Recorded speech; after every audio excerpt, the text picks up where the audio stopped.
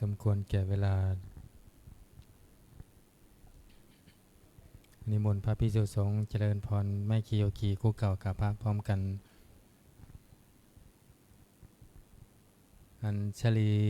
วันทาอภิวาทอัญชลีวันทาอภิวาทอัญชลีวันทาอภิวาท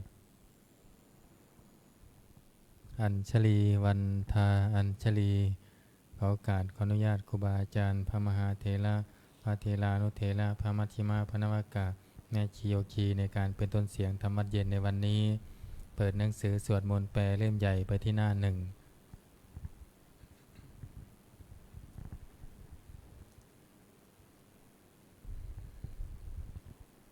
โยโสภะคะวาอะระหังสัมมาสัมพุทโธพระผู้มีพระภาคเจ้านั้นพระองค์ใดเป็นพระอรหันต์ดับเพลิงกิเลสเพลิงทุกข์สิ้นเชิงตรัสรู้ชอบได้โดยพระองค์เองสวากขาโตเยนะภะคะวะตาธัมโม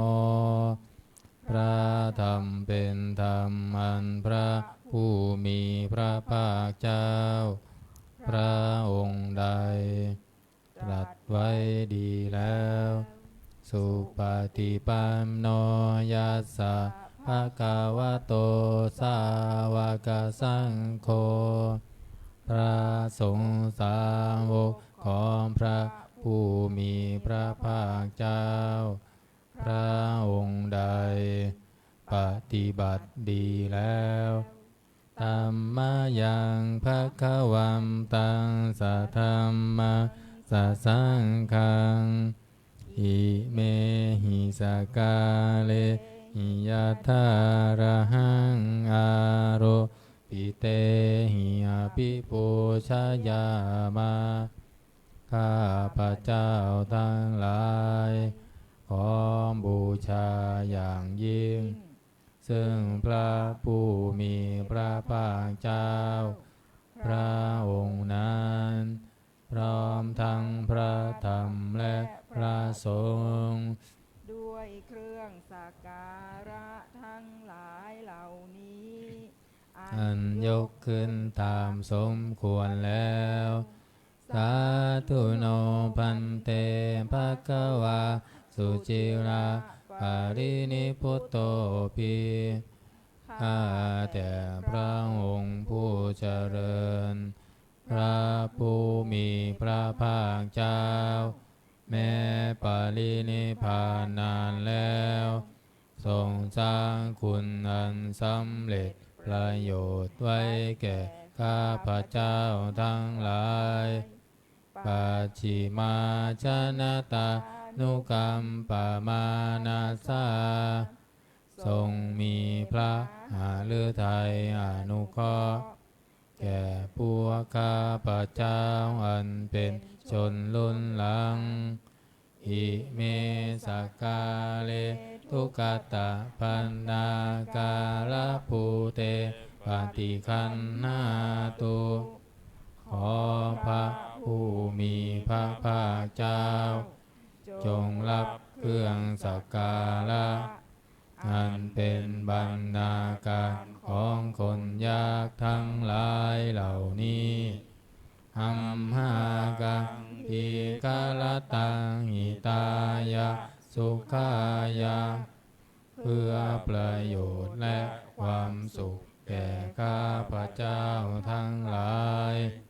ตลอดกาลและนานเทอญอะระหังสัมมาสัมพุทโธภคะวาพระผู้มีพระภาคเจ้าเป็นพระอรหันต์ดับเพลิงกิเลสเพลิงทุกข์สิ้นเชิงตรัสรู้ชอบได้โดยพพระระองค์เอง พุทธังภคะวันตังอภิวาเทมิข้าพระ เจ้าอภิวาทพระผู้มีพระภาคเจ้าผู้รู้ผู้ตื่นผู้เบิกบานสวากขาโตภะคะวะตาธัมโมพระธรรมเป็นธรรมที่พระผู้มีพระภาคเจ้าตรัสไว้ดีแล้วธัมมังนามัสสามิข้าพระเจ้านามัสการพระธรรมสุปฏิปันโนภะคะวะโตสาวกสังโฆพระสงฆ์สาวกของพระผู้มีพระภาคเจ้าปฏิบัติดีแล้วสังฆังนามามิข้าพระเจ้านอบน้อมพระสงฆ์อันธรรมยังพุทธัสสะภะคะวะโตบุพพาคณมะกาลังกะโลมาเสนะโมตัสสะภะคะวะโตขอนอบน้อมแด่พระผู้มีพระภาคเจ้าพระองค์นั้นอะระหะโตซึ่งเป็นผู้ไกลจากกิเลสสัมมาสัมพุทธัสสะตรัสรู้ชอบได้โดยพระองค์เองนะโมตัสสะภะคะวะโตขอนอบน้อมแด่พระผู้มีพระภาคเจ้าพระองค์นั้นอะระหะโตซึ่งเป็นผู้ไกลจากกิเลสสัมมาสัมพุทธัสสะตรัสรู้ชอบได้โดยพระองค์เองนะโมตัสสะภะคะวะโตขอนอบน้อมแด่พระผู้มีพระภาคเจ้าพระองค์นั้นอะระหะโตซึ่งเป็นผู้ไกลจากกิเลสสัมมาสัมพุทธัสสะตรัสรู้ชอบได้โดยพระองค์เองเปิดหนังสือไปที่หน้า19ธรรมะเย็นหันธรรมยังพุทธานุสตินายังกะโลมาเสตังโคปานะภะคะวันตังเอวังกัลยาโนกิติสัทโธอะภุคโตก็กิติศักดิ์อันงามของพระผู้มีพระภาคเจ้านั้นได้พุ่งไปแล้วอย่างนี้ว่าอิติปิโสภะคะวาเพราะเหตุอย่างนี้อย่างนี้พระผู้มีพระภาคเจ้านั้นอะระหังเป็นผู้ไกลจากกิเลสสัมมาสัมพุทโธ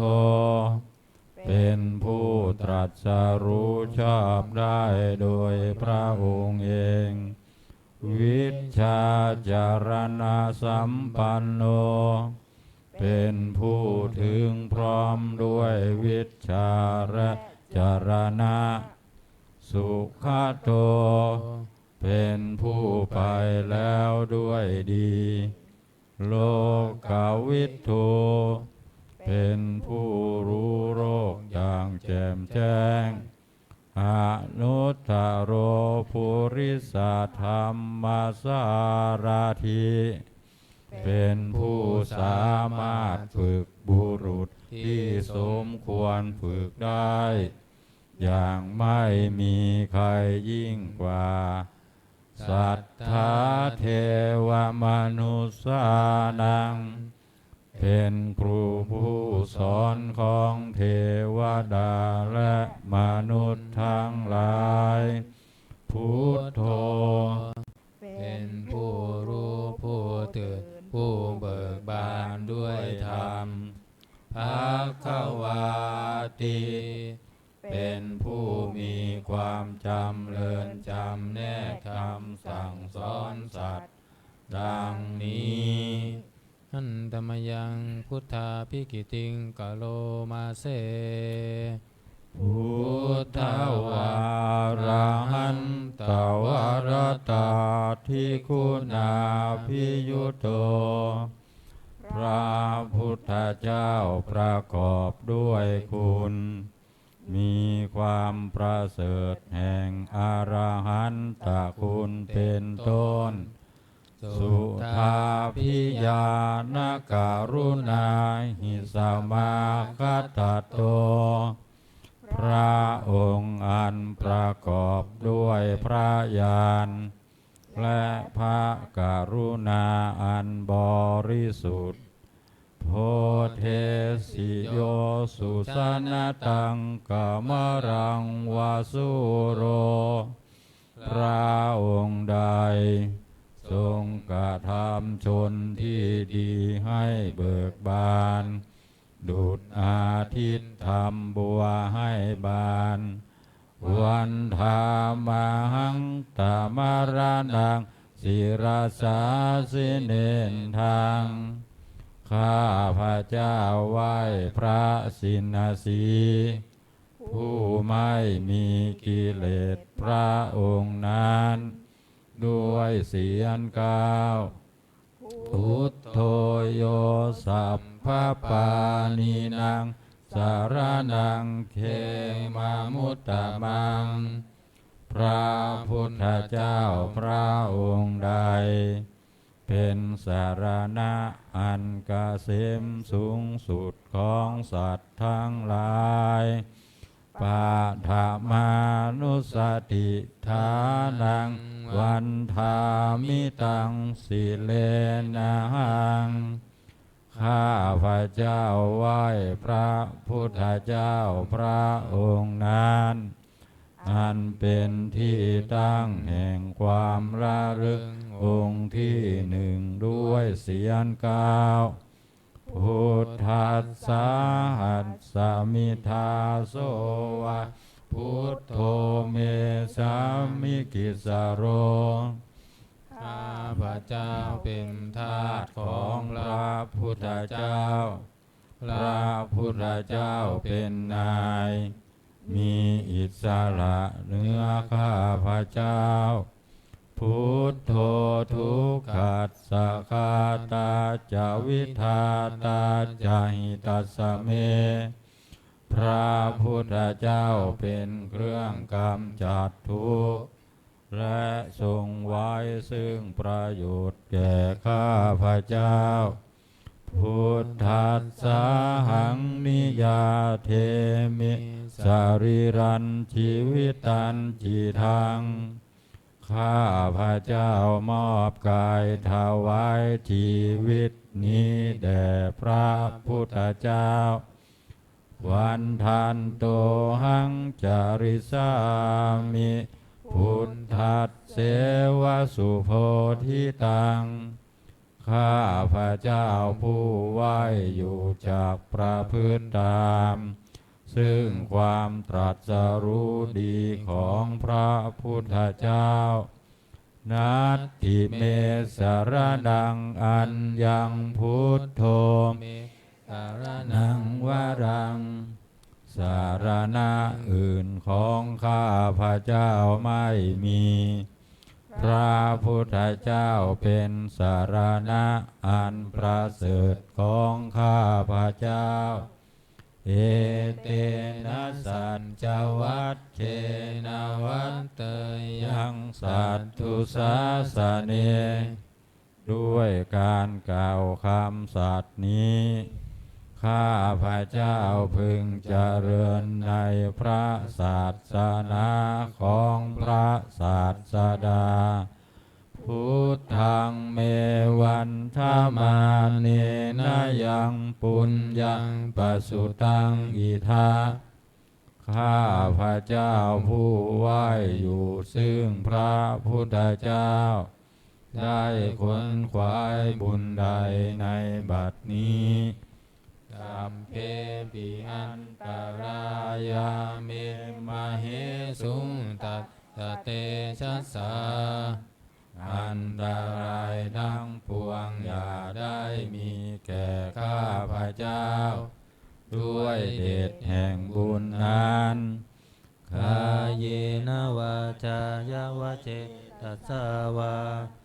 ด้วยกายก็ดีด้วยวาจาก็ดีด้วยใจก็ดีพุทเทกุกัมมังปะกะตามยายังทำหน้าที่เตียนนันใดที่ข้าพ พระเจ้าก็ทำแล้วในพระพุทธเจ้าพุทโธปฏิคันหาตัวจยันตังขอพระพุทธเจ้าจงงดซึ่งโทษล่วงเกินนานกาลันตะเลสังวลิตุงวาพุทเทเพื่อการสำรวมระวังในพระพุทธเจ้าในการต่อไป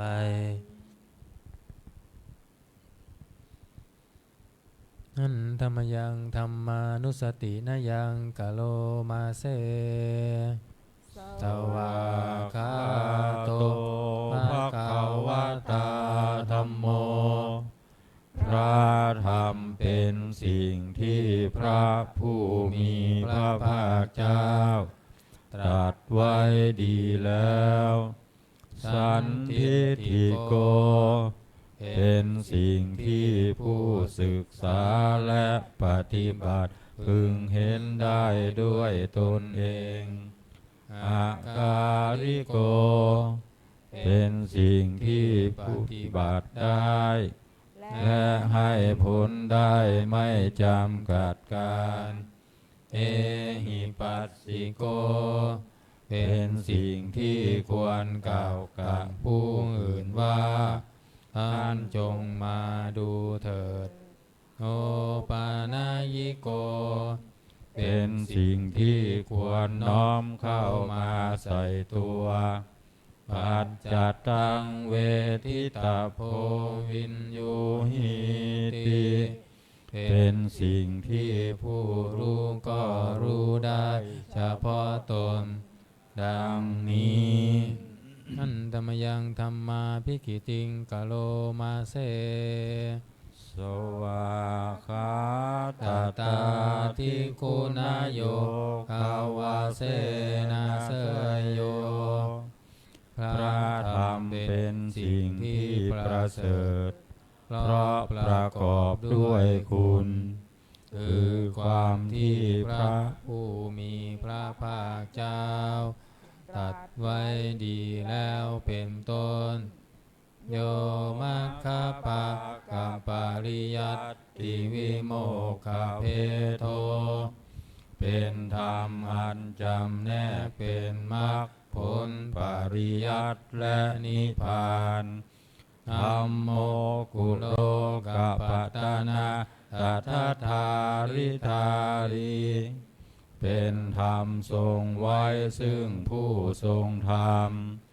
จากการตกไปสู่โลกที่ชั่ววันธรรมหังตามหารังวรธรรมเมตัง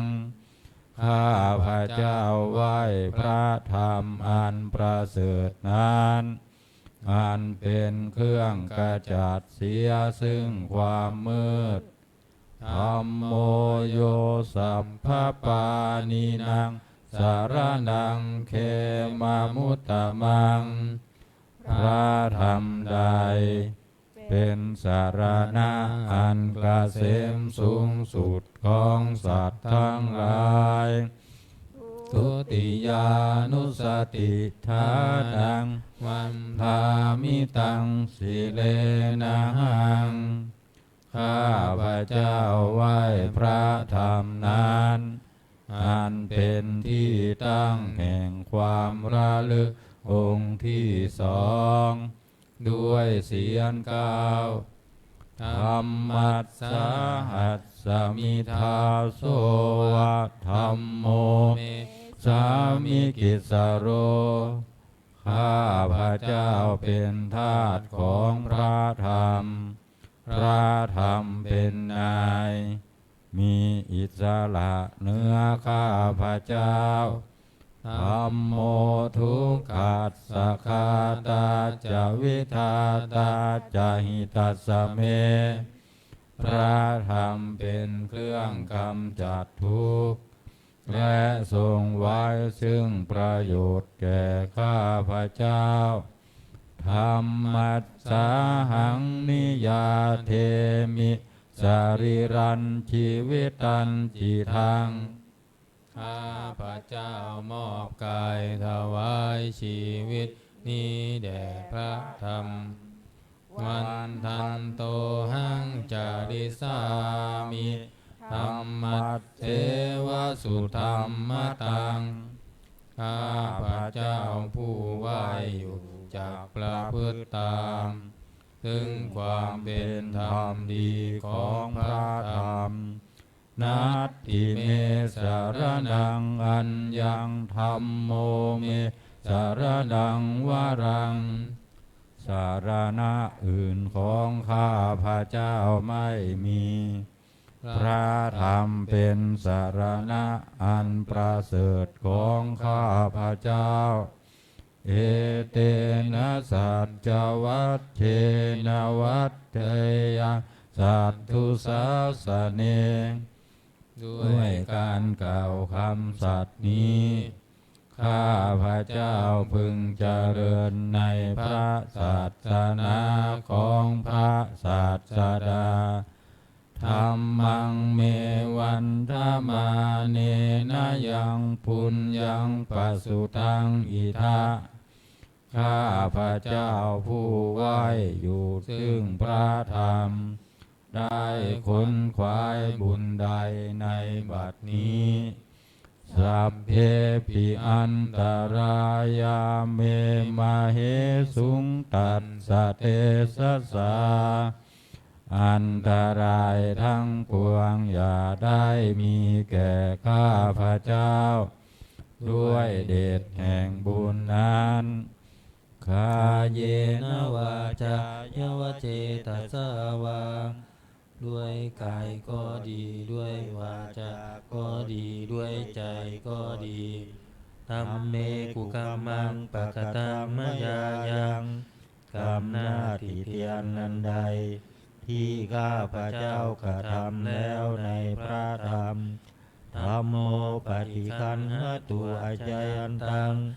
ขอพระธรรมจงงดซึ่งโทษล่วงเกินวันนั้นกาลันตะเรสังวริตุงวธรรมเมเพื่อการสำรวมระวังในพระธรรมในการต่อไปอันตมยังสังขานุสตินยังกะโลมาเสสุปฏิปันโนภะคะวะโตสาวกสังโฆทรงสาวกของพระผู้มีพระภาคเจ้าปฏิบัติดีแล้วอุชุปฏิปันโนภะคะวะโตสาวกสังโฆทรงสาวกของพระผู้มีพระภาคเจ้าปฏิบัติตรงแล้วยายะปฏิปันโนภะคะวะโต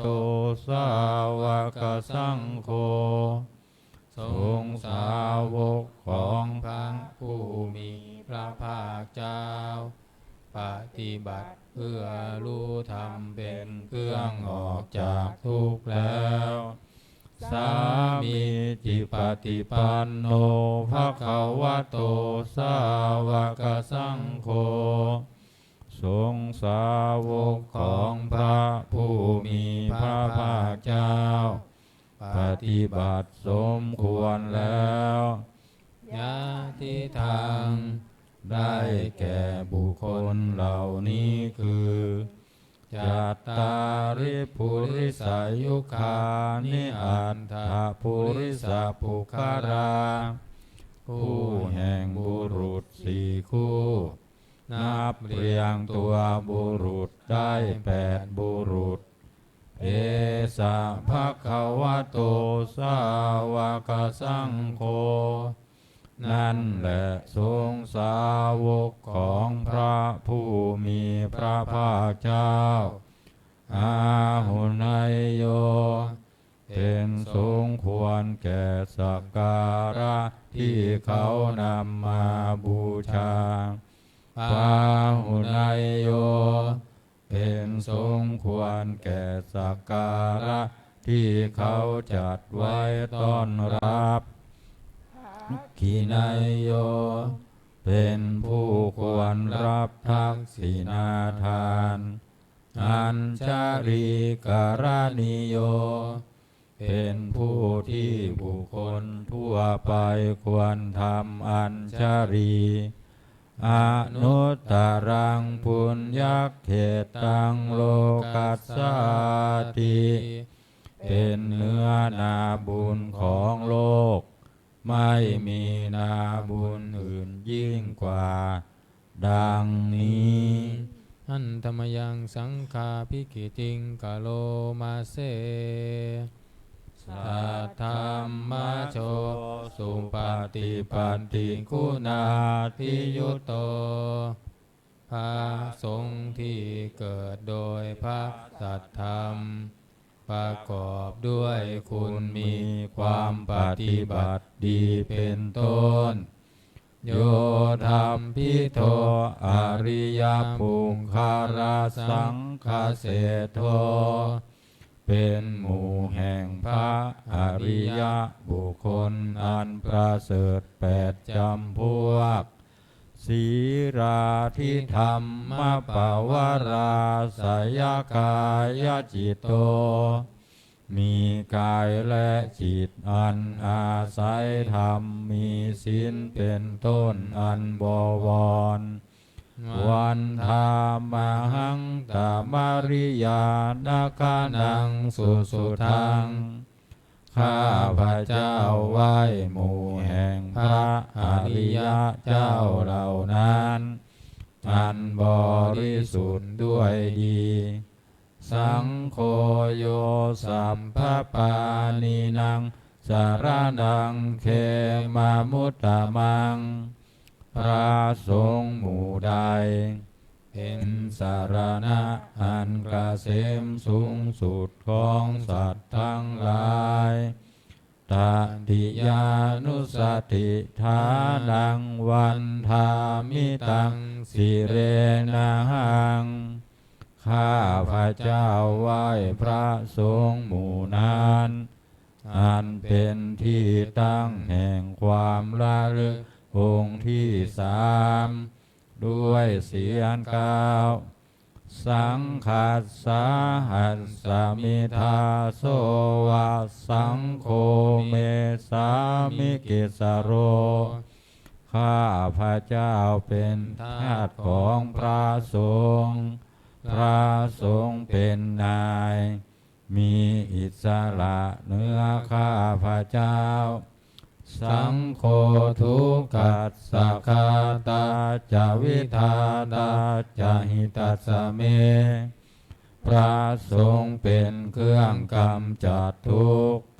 และทรงไว้ซึ่งประโยชน์แก่ข้าพระเจ้าสังขัสสาหังนิยาเทมิจาริรันชีวิตันจิทังข้าพระเจ้ามอบกายถวายชีวิตนี้แด่พระสงฆ์วันทันโตหังจาริสามิสังคัสโสปฏิปันนตังข้าพระเจ้าผู้ไหวอยู่จากประพฤติตามซึ่งความปฏิบัติดีของพระสงฆ์นัตถิเมสารนังอันยังสังโฆเมสารนังวรังสารนังอื่นของข้าพระเจ้าไม่มี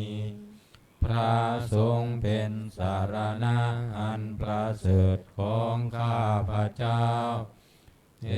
เตนะสัจจวัตเชนวัตเต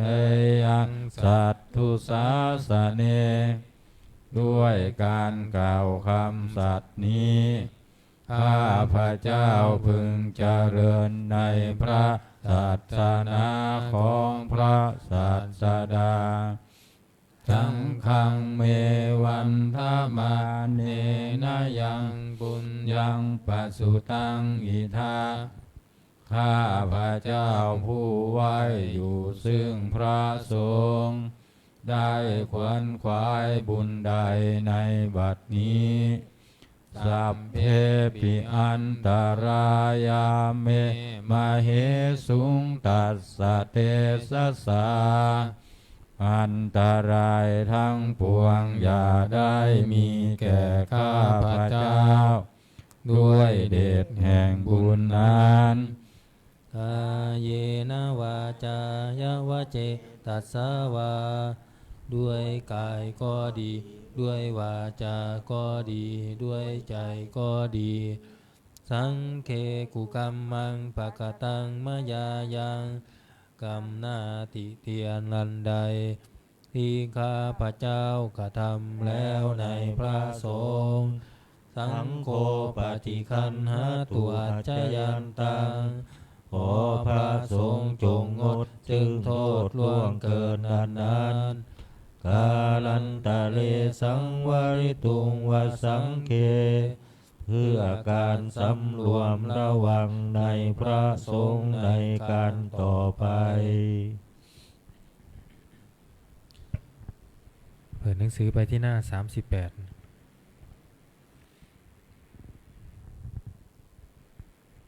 โอวาทปาติโมกข์หน้า38หันธรรมยังโอวาทปาติโมกขคาทาโยพนามาเสสัพพะปาปัสสะอาการนังการไม่ทำบาปทั้งปวงกุศลสุปสัมปทาการทำกุศลให้ถึงพร้อมสัจจิตตปริโยทปานังการชำระจิตของตนให้ขาวรอบเอตังพุทธานาสาสนังทำ3อย่างนี้เป็นคำสั่งสอนของพระพุทธเจ้าทั้งหลายขันติปรมังตโปติติฆาขันติคือความอดกลั้นเป็นธรรมเครื่องเผากิเลสอย่างยิ่งนิพพานังปรมังวทันติพุทธาผู้รู้ทั้งหลายกล่าวพระนิพพานว่าเป็นธรรมอันยิ่งนาหิปภัชชิโตปรูปคาติผู้กำจัดสัตว์อื่นอยู่ไม่ชื่อว่าเป็นบรรพชิตเลยสัมมโนโหติปารังเวทยันโตผู้ทำสัตว์อื่นให้ลำบากอยู่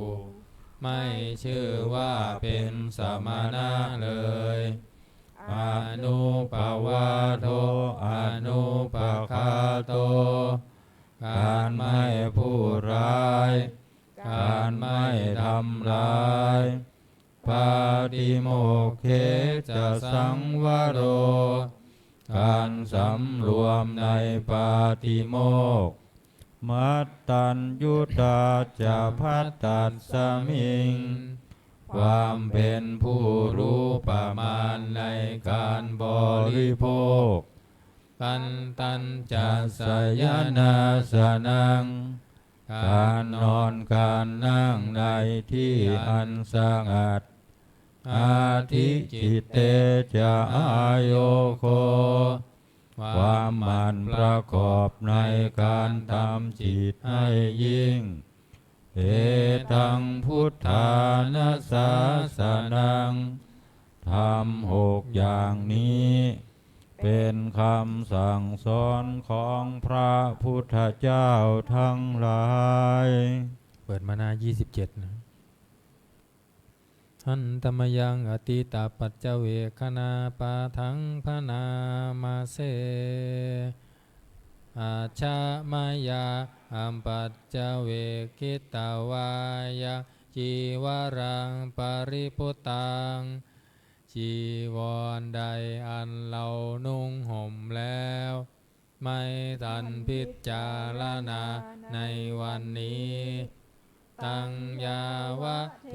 วาสีตัสสะปฏิฆาตายาจีวรนั้นเรานุ่งห่มแล้ว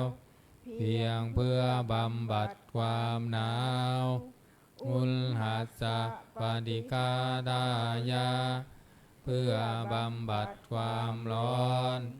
ดังสามกัสสวะตาตปัสสิลิงสัพพะสัมผัสสานังปฏิฆาตายาเพื่อบ ำบัด สัมผัสอันเกิดจากเหลือกยุงลมแดดและสัตว์เลื้อยคลานทั้งหลายยาวะเทวะหิริโกปินาปฏิชาธนาทังและเพียงเพื่อปกปิดอวัยวะอันให้เกิดความละอายอัจฉามายาอัมปัญเจ้าเองกินตาวายโยปินทปาโตปาริพุตโตบินทบาทใดอันเราฉันแล้วไม่ทันพิจารณาในวันนี้โสเนวะทวายาบิณฑบาตนั้นเราฉันแล้วไม่ใช่เป็นไปเพื่อความเพลิดเพลินสนุกสนานนะมัทธายะไม่ใช่เป็นไปเพื่อความเมามันเกิดกำลังพลังทางกายนะมันธนายะไม่ใช่เป็นไปเพื่อประดับนะวิภูสนายะไม่ใช่เป็นไปเพื่อตกแต่งยาวะเทวะอิมัสสกายัสสะทิฏฐิยาแต่ให้เป็นไปเพื่อความตั้งอยู่ได้แห่งกายนี้ยาปนายาเพื่อความเป็นไปได้ของอัตภาพวิหิงสุปารติยาเพื่อความสิ้นไปแห่งความลำบากทางกายพระมัจจาริยานุภาหายาเพื่ออนุเคราะห์แก่การประพฤติพรหมจรรย์อิติปุรานันจะเวทนังปฏิหังคามิด้วยการทำอย่างนี้เราย่อมระงับเสียได้ซึ่งทุกขเวทนาเก่าคือความหิวนาวันจะเวทนานาอุปาเทสามิและไม่ทำทุกขเวทนาใหม่ให้เกิดขึ้นยาตาราจะเมภวิสติอนวัชตาจะภาสุวิหารโรจาติอันหนึ่งความเป็นไปโดยสะดวกแห่งอัตภาพนี้ด้วยความเป็นผู้หาโทษมิได้ด้วยและความเป็นอยู่โดยผาสุกด้วยจะมีแก่เราดังนี้อาชามยาปัจเจเวกินตวายังเสนาสนังปริพุตังเสนาสนะได้เราใช้สอยแล้วไม่ทันพิจารณาในวันนี้ ตังยาวะเทวะสีตัสสะปฏิฆาดายะเสนาสนะนั้นเราใช้สอยแล้วเพียงเพื่อบำบัดความหนาวกุณหัสสะปฏิฆาดายะเพื่อบำบัดความร้อนดังสมกัสสวาตาตัมปะสิลิงสัมปัสสัมผัสสาดังปฏิฆาดายะเพื่อบำบัดสัมผัสอันเกิดจากเหลือกยุงลมแดดและสัตว์เลื้อยคลานทั้งหลายยาวะเทวะอุตุปาริสยวิโนทานังปฏิสันลานารามทังเพียงเพื่อบรรเทาอันตรายอันพึงมีจากดินฟ้าอากาศและเพื่อความเป็นผู้ยินดีอยู่ได้ในที่หลีกเล่นสำหรับภาวนาอัจฉมยาอัปปัจจเวคิตวายโยปินทัสปัญจยเพสัสสะปริคาโรปริพุตโตคิลานะเพสัสบริขารใดอันเราบริโภคแล้วไม่ทันพิจารณาในวันนี้โสยาวะเทวะอุปันนานังเวยาบาดิกานังเวทนานังปฏิฆาดายะคิลานาเพสัตบริขารนั้นเราบริโภคแล้วเพียงเพื่อบำบัดทุกขเวทนาอันบังเกิดขึ้นแล้วมีอาพาธต่างๆเป็นมูล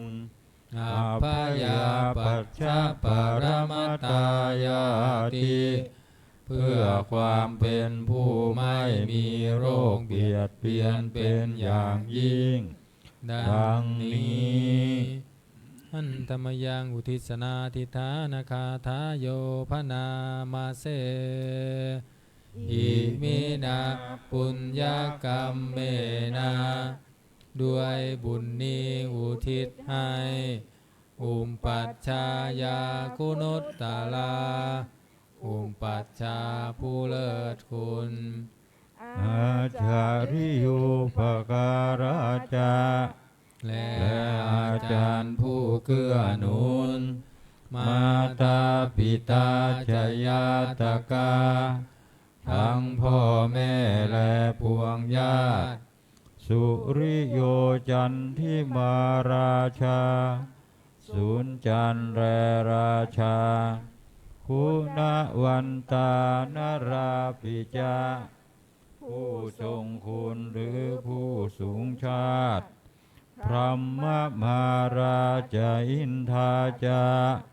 พรหมานและอินทาราชโลกปาราชเทวตาทั้งถวยเทพและโลกบาลยะโมมิตามนุสาจายมมาราชมนุษย์มิตรมัชฌตาเวริกาปิจาผู้เป็นกลางผู้จ้องผ่านสัมเพสัตตาสุขีโหตุขอให้เป็นสุขสันต์ทั่วหน้าอย่าทุกข์ทนปุญญานิปกตานิเมบุญพ้องที่ข้าทำจงช่วยอำนวยสุภาพลสุขังจติวิทังเทนตุให้สุขสามอย่างล้น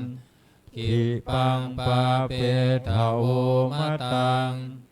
ให้รู้ถึงนิพพานพรันอิมินาปุญญกรรมเมนะด้วยบุญนี้ที่เราทำอิมินาอุทิเสนาจาและอุทิศให้ปวงสัตว์กิ ยิมปาหังสุรเพเจ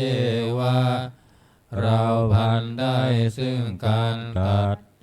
ตัณหุปาทานเฉทานังตัวตัณหาอุปาทานเยสันตาเนหินาธัมมาสิ่งชั่วในดวงใจยาวะนิพพานโตมะมังกว่าเราจะถึงนิพพานนัสสันตุสัพพทาเยวะมารายสิ้นจากสันดานยัจฉาชาโตภเวภเวทุกภพที่เราเกิดอุสุจิตตังสติปัญญามีจิตตรงและสติทั้งปัญญาอันประเสริฐสันเลโควิริยมหินาพร้อมทั้งความเพียรเลิศเป็นเครื่องขูดกิเลสหายมาราระพันตุโนกาสังโอกาสอย่าพึงมีแก่หมู่มารสิ้นทั้งหลายกาตุมจาวิริเยสุเมเป็นช่องประทุษลายทำลายล้างความเพียรจมพุทธาธิปวโรนาโถพระพุทธผู้บวรนาถธัมโมนาโถวรุตตโมพระธรรมที่พึ่งอุดมนาโถปัจเจกพุทโธจาพระปัจเจกพุทธสมสังโฆนาโถตโรมะมังทบพระสงฆ์ที่พึ่งพยองเตโสตมานุภาเวนะด้วยอานุภาพนั้นมาโรกาสังฆพันธุมาขอหมู่มารอย่าได้ช่องทัสสะปุญญานุภาเวนะด้วยเดชบุญทั้งสิบป้องมาโรกาสังฆพันธุมาอย่าเปิดโอกาสแก่มารเถิดวันนี้วันพฤหัสสวดพระสหัสนัยนะหน้า251ต่อจากนั้นก็จะได้สวดมงคลจักรวาลใหญ่นะหน้า84เปิดหนังสือมนต์พิธีเล่มเหลืองหน้า51นะเริ่มจากหน้า51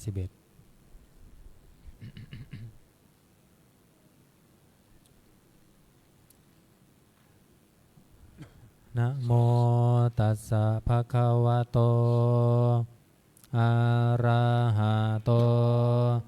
สัมมาสัมพุทธัสสะนะโมตัสสะภะคะวะโตอะระหะโตสัมมาสัมพุทธัสสะนะโมตัสสะภะคะวะโตอะระหะโตสัมมาสัมพุทธัสสะพุทธังสรณังคัจฉามิธัมมังสรณังคัจฉามิสังฆังสรณังคัจฉามิทุติยัมปิพุทธังสรณังคัจฉามิทุติยัมปิธัมมังสรณังคัจฉามิทุติยัมปิสังฆังสรณังคัจฉามิตติยัมปิพุทธังสรณังคัจฉามิตติยัมปิธัมมัง สารนังคัจฉามิตติยัมปิสังฆังสารนังคัจฉามิพระสหัสนัยหน้า251นะ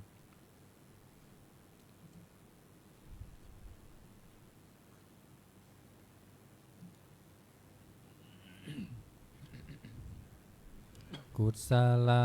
ธรรมาอกุศลธรรมาอัพยากตา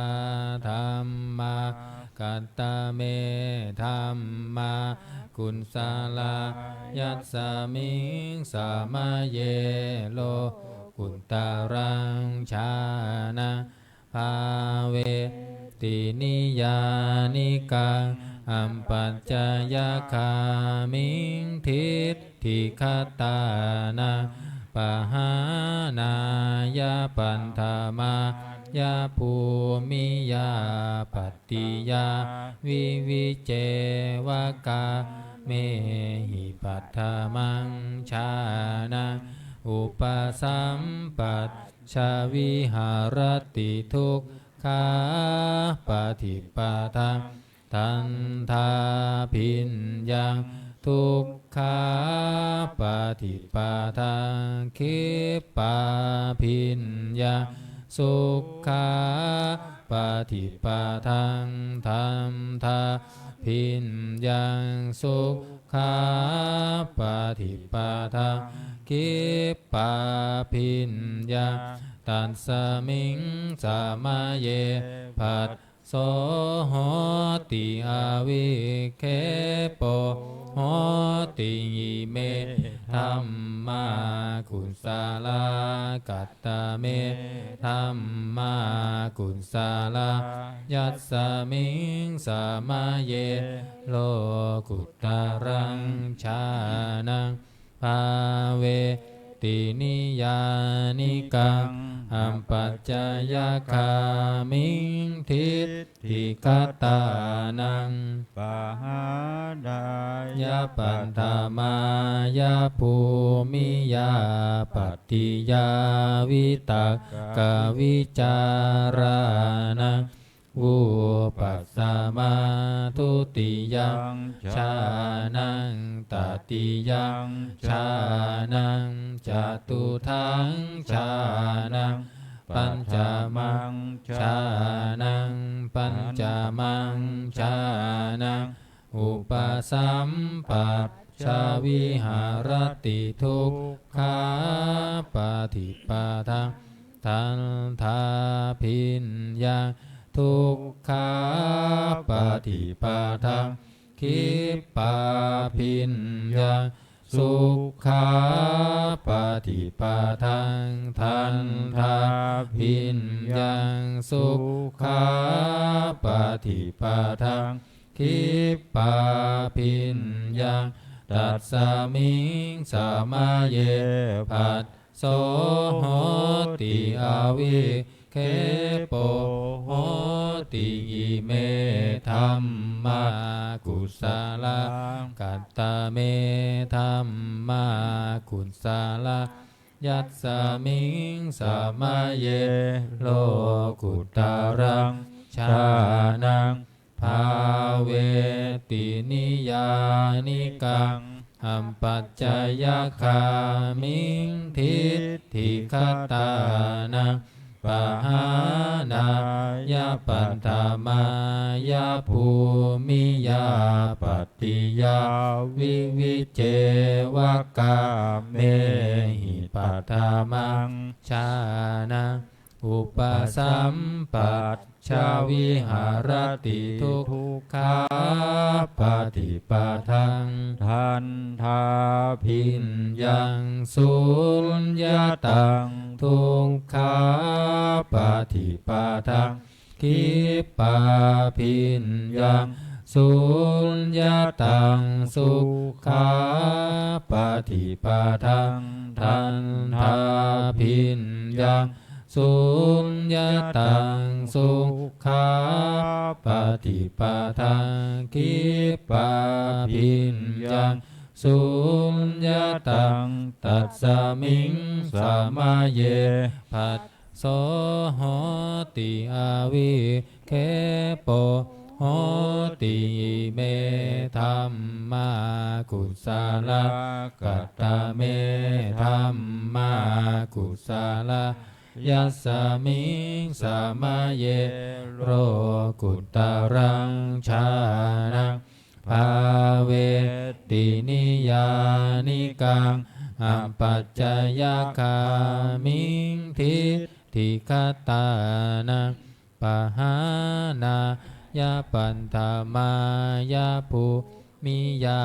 ปฏิยาวิตากาวิจารานังวุปัสสมาทุติยังชานังตติยังชานังจตุทังชานังปัฏฐามังชานังปัจจามังชานังอุปสัมปัตชาวิหารติทุกขาปฏิปทังทันทาพินยังสุญญตังสุขาปฏิปทังคิปาพินยังสุญญตังสุขาปฏิปทังทันทาพินยังสุญญตังสุขาปฏิปทังคิปาพินยังสุญญตังตัสสมิงสามาเยผัสโสโหติอาวิเคโปโหติอิเมธัมมากุศลกัตตเมธัมมากุศล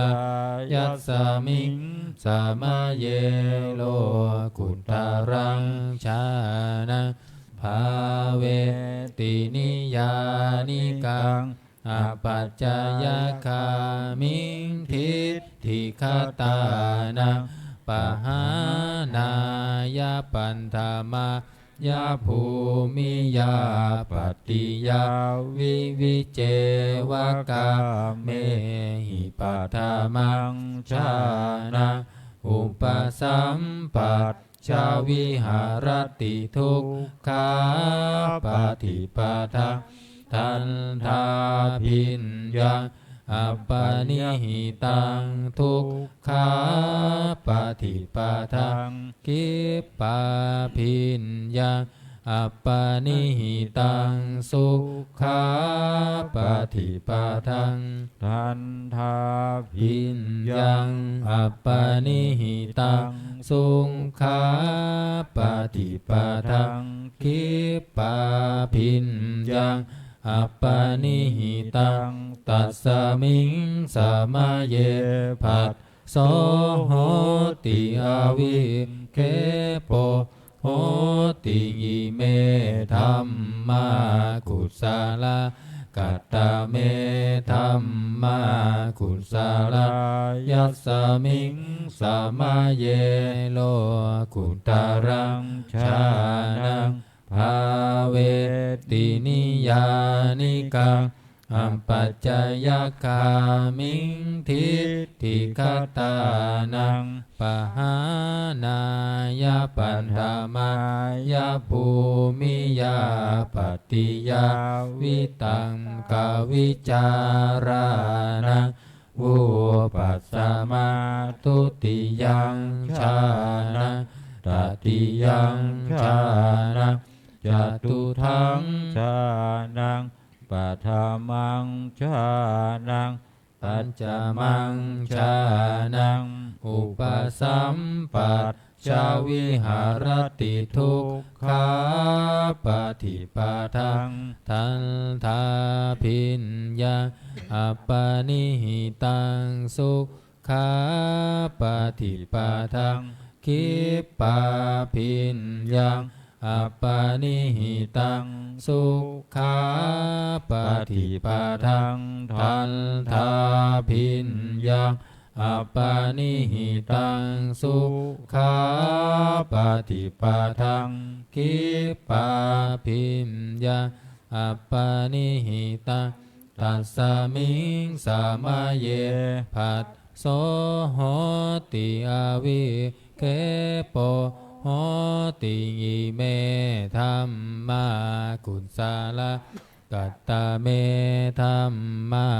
กุศลยัสสมิงสามาเยโลกุตตรังชานังภาเวตินิยานิกังอปัจจยคามิงทิฏฐิคตานังปหานายาปันธามายาภูมิยาปัตติยาวิวิเจวกาเมหิปัฏฐามังชานังอุปสัมปัชชาวิหารติทุกขาปฏิปทาทันทาพินยังฉันทาทิปัตเตยยังวิริยาทิปัตเตยยังจิตตาทิปัตเตยยังวิมังสาทิปัตเตยยังทุกขาปฏิปทาคิปาพินยังฉันทาทิปัตเตยวิริยาทิปัตเตยยังจิตตาทิปัตเตยยังวิมังสาทิปัตเตยยังสุขาปฏิปทาทันทาพินยังฉันทาทิปัตเตยยังวิริยาทิปัตเตยยังจิตตาทิปัตเตยยังวิมังสาทิปัตเตยยังสุขาปฏิปทาคิปาพิมยังฉันทาทิปัตเตยยังวิริยาทิปัตเตยยังจิตตาทิปัตเตยยังวิมังสาทิปัตเตยยังตัสสมิงสามาเยภัสโสโหติอาวิเคปโหติอิเมธัมมากุศลกัตตะเมธัมมากุศลยัสสมิงสามาเยโรกุตตรังชานังภาเวตินิยานิกังอปัจจยคามิงทิฏฐิคตานังปหานายาปันธามายาภูมิยาปัตติยาวิตากวิจารานังวุปัสสมาทุติยังชานังตติยังชานังจตุทังชานังปัฏฐามังชานังปัญจมังชานังอุปสัมปัชชาวิหารติทุกขาปฏิปทาสันทาพินยังสันทาทิปัตเตยยังวิริยาทิปัตเตยยังจิตตาทิปัตเตยยังวิมังสาทิปัตเตยยังทุกขาปฏิปทาคิปาพินยังสันทาทิปัตเตยยังวิริยาทิปัตเตยยังจิตตาทิปัตเตยยังวิมังสาทิปัตเตยยังสุขาปฏิปทาทันทาพินยังสันทาทิปัตเตยยังวิริยาทิปัตเตยยังจิตตาทิปัตเตยยังวิมังสาทิปัตเตยยังสุขาปฏิปทาคิปาพินยังฉันทาทิปัตเตยยัง วิริยาธิปัตเตยังจิตตาธิปัตเตยังวิมังสาธิปัตเตยังอทุกขมาสุขาปฏิปทาสันทาพิญญังสันทาธิปัตเตยังวิริยาธิปัตเตยังจิตตาธิปัตเตยังวิมังสาธิปัตเตยังอทุกขมาสุขาปฏิปทาทิปปาพิญญาฉันทาธิปัตเตยังวิริยาธิปัตเตยังจิตตาธิปัตเตยังวิมังสาธิปัตเตยังตัสสมิงสมัยเยปัสโสโหติอวิเคปโหติอิเมธัมมากุศลามงคลจักรวาลใหญ่หน้า84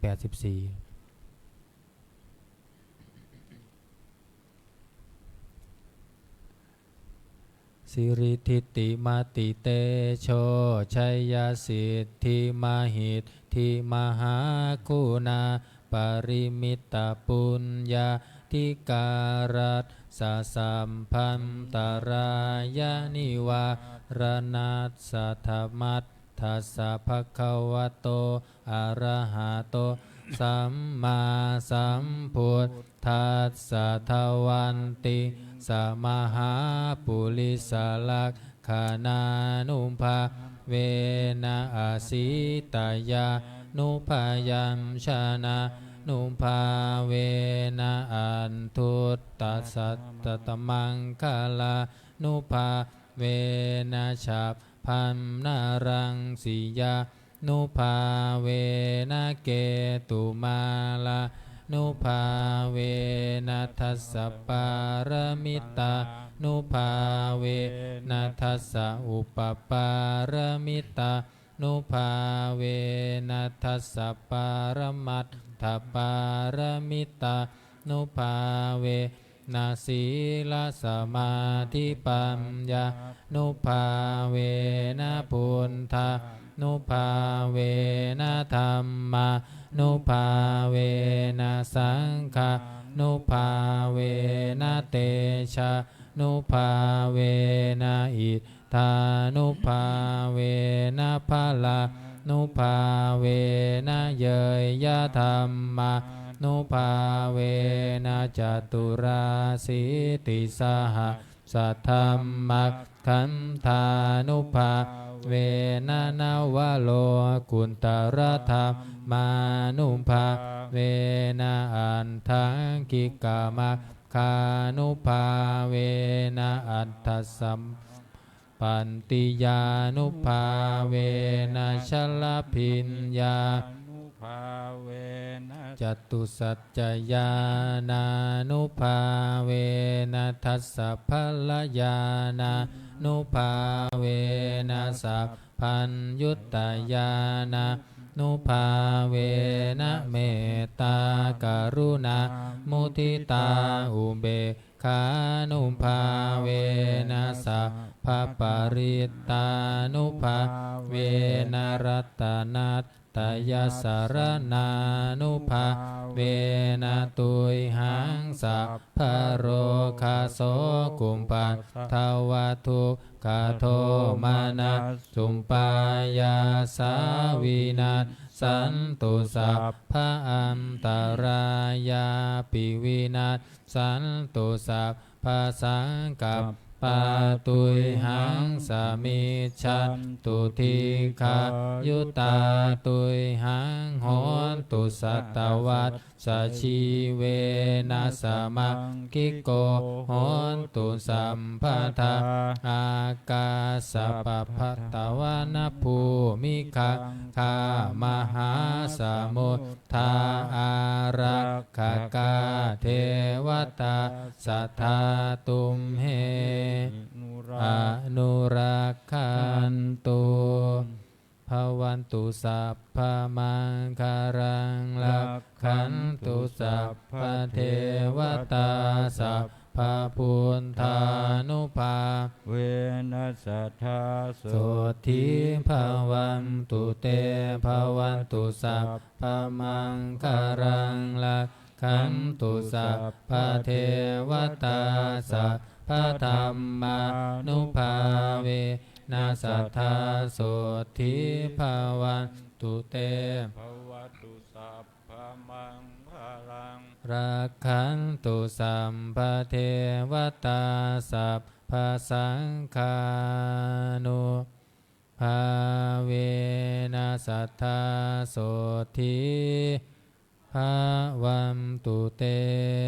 นักขัตตยักขภูตานังปาปัคคหานิวารณาปริตัสสานุภาเวนะหันตวะเต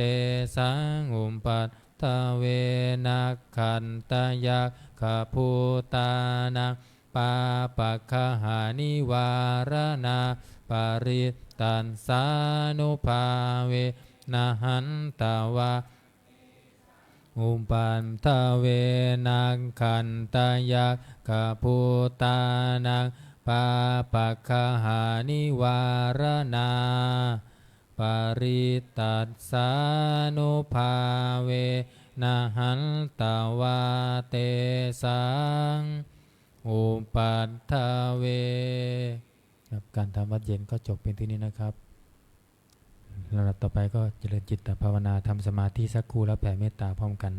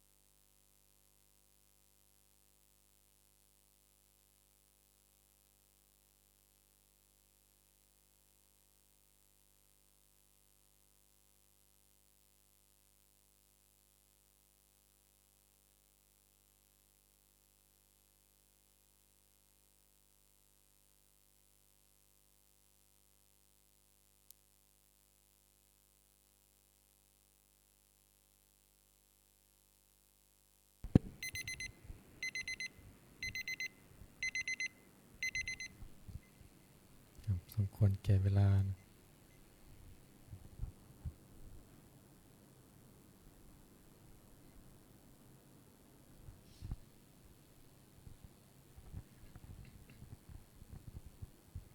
อิทังทานากรรมังนิพพานาปัญจโยโหนตุโนนิจจังอิทังศีลากรรมังนิพพานาปัญจโยโหนตุโนนิจจังอิทังภาวานากรรมังนิพพานาปัญจโยโหนตุโนนิจจังยังกินจิกุสาลกันตัมภะกัมมังสะเพหิอัมเหหิกัตตังปุญญังโนอนุโมทันตุสุนันตุพลตุเยเทวะอัสสมิงทาเนอาติกัตตาทิคายุกะสัทธาหนตุสัมเพสันตาสุขีอัตตานังปาริหารันตุมาตาปิตาสุขิตาหนตุทุกขาปามุนจันตุสัมเพยาตากาสุขิตาหนตุทุกขาปามุนจันตุสัมเพอายาตากาสุขิตาหนตุทุกขาปามุนจันตุสัมเพปิสาสัพเพยังคะสัพเพเปตาสุขิตาหนตุทุกขาปามุนจันตุสัมเพ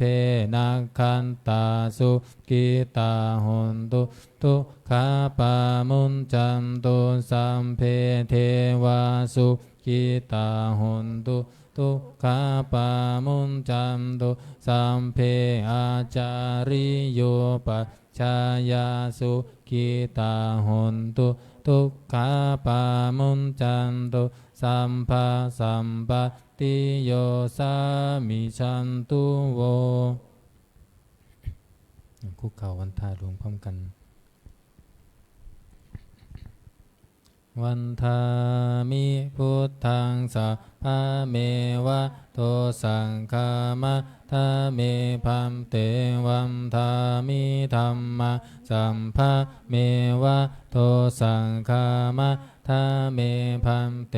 วัมทามิสังฆังสัพพะเมวะโตสังฆามะทาเมพัมเตวัมทามิคารุงอมปะชายาจาริเยสัมภะเมวะโทสังฆามะทาเมพันเตวัมทามิกัมมัฏฐานังสัมภะเมวะโทสังฆามะทาเมพัมเตวัมทามิอาราเมพัมทัสสีมังสัมภะเมวะโตสังฆามะทาเมพัมเตวัมทามิเจติยาสัมพังสัมภัทธาเนสุปันติทิตาสารีนาธาตุมหาโพธิพุทธารูปังสักกาลังสัทธานาคาโลเกเทวะโลเกพรหมะโลเกชัมพูทิเปลังกาทิเปสารีราธาตุโยเกสาธาตุโยอะระหันตาธาตุโยเจติยากันทากุณทิจันตุราสิติสหัสเสธัมมะคันเทสัพเพสัมปาทะเจติยังอาหังวันทามิสัพพะโสอัญชลีวันทาอภิวาทอัญชลีวันทาอภิวาทอัญชลีวันทาอภิวาทอัญชลีวันทาอัญชลีก้มหมอบวันทาน้อยสาธุวันทามิพันเตสัพพังอปาราทังกามะทาเมพันเตมายากัตตะปุญญังสามินาอนุโมทิตาภังส สามินากาตาปุญญังไมหังทาตาพังสาธุสาธุอนุโมทามิกราบลาพระรัตนตรัยอะระหังสัมมาสัมพุทโธภะคะวาพุทธังภะคะวันตังอภิวาเทมิสวากขาโตภะคะวะตาธัมโมธัมมังนามัสสามิสุปฏิปันโนภะคะวะโตสาวกสังโฆสังฆังนามามินิมนต์พระสงฆ์หุกเข่ากราบพระมหาเถระพระอาจารย์อินคำนะจิตตธรรมโมนะยกแม่คีโยคีกราบทีหลังอัญชลีวันทาภิวาทอัญชลีวันทาภิวาทอัญชลีวันทาอภิวาทอัญชลีวันทาอัญชลีขอเชิญแม่ชีโยคีทุกท่านกราบพระมหาเถระพระอาจารย์อินคำจิตตธรรมโมพร้อมกันค่ะอัญชลีวันทาอภิวาทอัญชลีวันทาอภิวาทอัญชลีวันทาอภิวาทอัญชลีวันทาอัญชลีสุขีติขาโยโกภวะอภิวาทานะสิริสานิจังพุทธาปัจจายโนจัตตารโอธรรมาวรันติอายุวันโนสุขังภะลัง